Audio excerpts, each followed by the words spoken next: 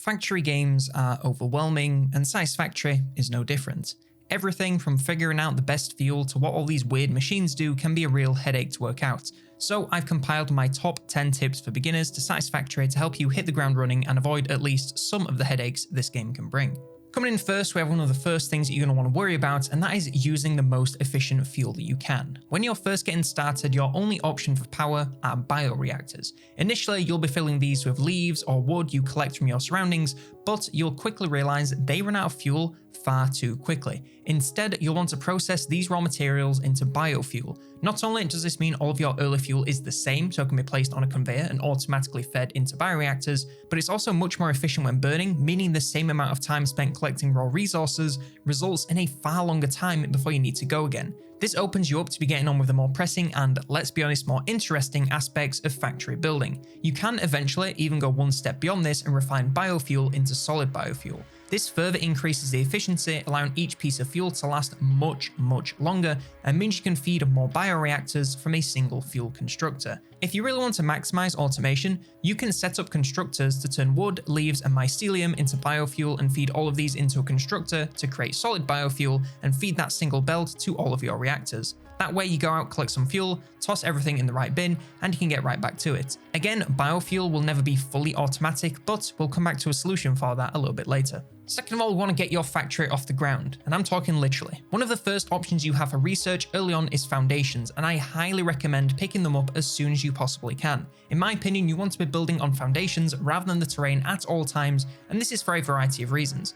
First of all, it makes it a lot easier to place everything into a compact factory rather than having to work around the curves of the landscape. Secondly, it makes navigation a lot easier as a result of this and means you'll never have to be clambering over mountains to reach different areas of the factory. And thirdly, provided you go high enough, it's essentially infinitely expandable. The laws of physics may not be totally at work, so you can simply ramp from floor level as high as you want and not have to worry about supporting any of it. If this really breaks your immersion, you can make some pillars, but if not, then enjoy infinite flat building space.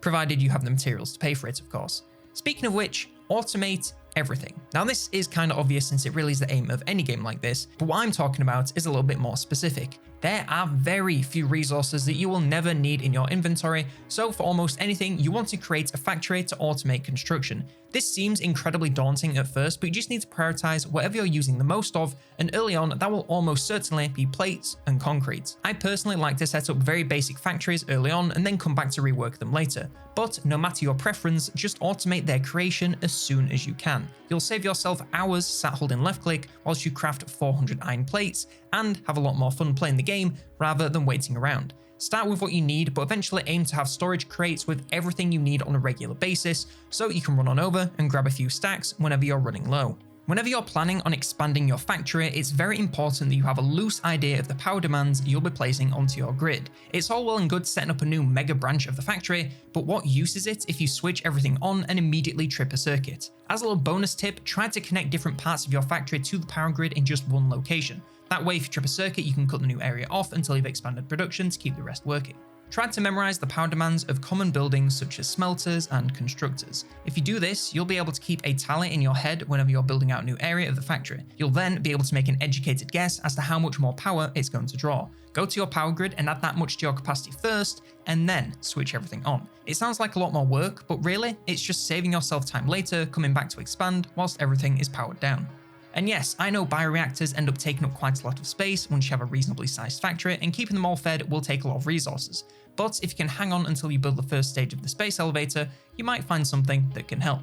Tip number 5 is making use of outposts. Whilst it can be very tempting to have every single thing being made in your main factory, the fact is that it sometimes makes far more sense to do certain processes at outposts far away from your main home. For instance, in my game, I want to start making steel, which needs coal and iron. The nearest 3 deposits of each were pretty far away, but in the same general direction. Instead of bringing both iron and coal to my home and making steel, I might as well set up steel production at the iron drills, which are about halfway between the coal and my home base. I'm only going to use these 2 resources for this exact process, so I might as well save some space at home and get it done there. I did this for steel, but it also works for basically anything. If you need more power, set up something as close to your coal and water production as you can and simply connect it back to the home grid. It works for pretty much any product where the ingredients would cause more trips back than the product, so as long as you're not making screws at an outpost, you're on the right track. One thing I will say is just make sure your supply meets your demand, and I know that seems extremely obvious, but you tend to forget these things when you're not seeing them directly next to each other.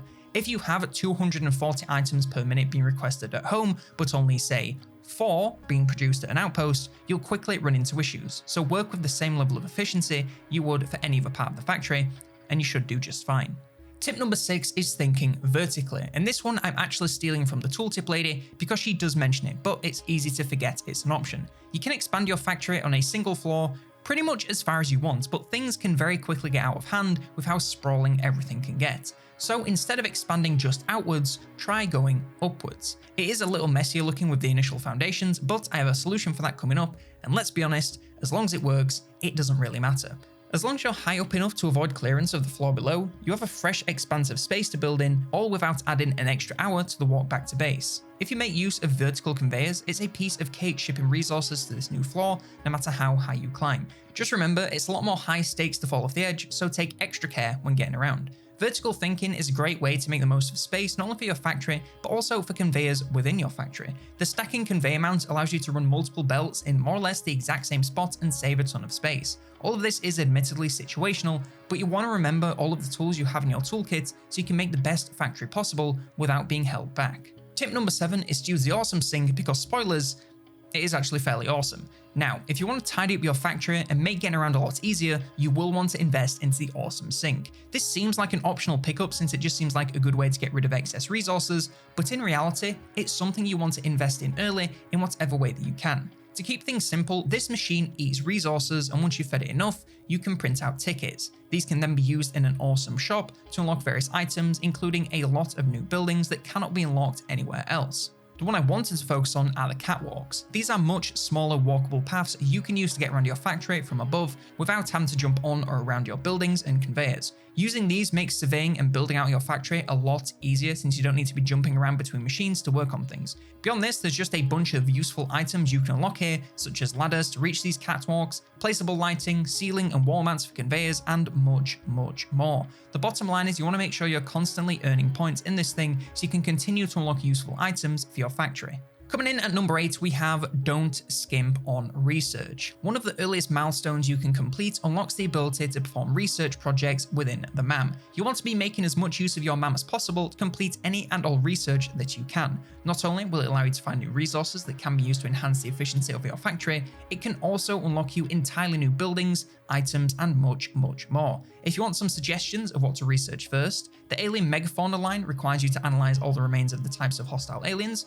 but if you progress far enough, you'll be able to craft the rebar gun, which allows you to defend yourself a lot easier from a range. Power slugs allow you to unlock the ability to overclock your buildings, but just as importantly, underclock. This can allow you to save on excess power when you need 3 buildings to work at 90% rather than 2 at 180, which would actually cost a lot more. You can also find crashed ships spread throughout the map, and if you open them up, which normally costs some resources or power, you can find hard drives which can be analysed in the map. These contain a choice of new recipes you can unlock, and they can drastically change your processes for certain materials. For instance, I found one early on that gave me a new recipe for screws that allowed me to skip rods entirely and save a ton of space and power. It's always worth researching if you can, as the rewards are almost always extremely useful. Kind of adjacent to what I just mentioned, but at number 9 we have Stay Strapped. Now, you might have realized that I just mentioned the fact that you can unlock a gun, and I want you to channel your inner American and obsessively carry your gun around like it's a comfort blanket. There's all kinds of alien life out there, and the last thing you want is to die whilst exploring a new area and have to walk all the way back there to pick up your stuff. The rebar gun is great for taking out enemies quickly and safely, but the Xeno Basher is also a good shout. Also remember to bring food or other healing items with you whenever you are exploring, as you really don't want to die when you're a 5-minute walk from home. There isn't really much more to say about this one since combat is pretty simple in game. It's just one of those things that I always forget when I leave base, so try to remember to pack weapons, ammo and healing items whenever you leave. And lastly, and this one does seem very obvious, but I know I forgot about it for the first 10 hours, use your map. You just hit M and boom, you can see everywhere you've been and pop a bunch of stamps anywhere you like. I like to place markers anywhere I have an outpost and name all of my docking stations so I know where everything is, but there's a whole lot more you can do with this to make getting around a lot easier. If you spot something that will come in useful later, like a crashed ship or rich deposits, make a note of it on the map. That way, if you want to come back to it later, you know exactly where to look. If there's a particularly dangerous zone you want to avoid, then make a note of it so you know where not to go. If you want to make a note of where certain types of resources or creatures live and grow so you can harvest them on a regular basis, you get the idea. The map is very simple to use since it's just a screen that shows the surrounding area, but it really does come in so useful and you get just as much out of it as you put in. And those are my beginner tips for Satisfactory. Let me know if you have any tips you think I missed in the comments below. Like, subscribe, and if you want more factory building content, then check out this video all about 10 tips for Factorio.